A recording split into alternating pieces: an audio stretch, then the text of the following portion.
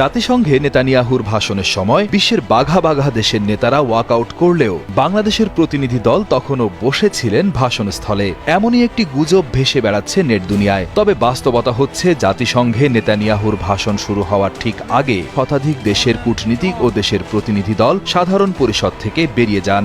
গাজায় গণহত্যা চালানো এবং মধ্যপ্রাচ্যের একাধিক দেশে হামলার প্রতিবাদে এই ওয়াকআউট সংঘটিত হয়। এ সময় নেতানিয়াহু নির্বিকার ভঙ্গিতে সকলের চলে যাওয়া দৃশ্যটি দেখতে থাকেন।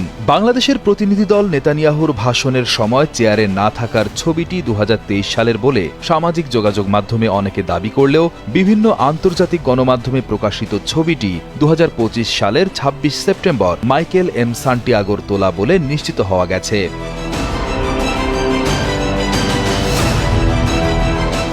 ওয়াকআউটের সময় নেতানিয়াহুর কিছু সমর্থক ও মার্কিন প্রতিনিধি দল হাততালি দিয়ে পরিস্থিতি সামাল দেওয়ার চেষ্টা করলেও বহু কূটনীতিক দ্রুত আসন ছেড়ে বেরিয়ে যান। এ সময় সভাকক্ষের বাইরে বের হওয়ার দরজার সামনে ভিড়ও জমে যায়। পরিষদের সভাপতি শৃঙ্খলা বজায় রাখতে বললেও তাতে কাজ হয়নি। নেতানিয়াহুর ভাষণের সময় তার সামনের আসনগুলো ফাঁকা দেখা যায়। প্রায় সব আরব ও মুসলিম দেশ, আফ্রিকার বেশ কিছু দেশ এবং ইউরোপের কয়েকটি দেশের প্রতিনিধিরা অধিবেশন বর্জন করেছিলেন। এছাড়া ব্রাজিলের প্রতিনিধিরা ঐতিহ্যবাহী ফিলিস্তিনি কেফিয়া পরে প্রতিবাদে অংশ নেন।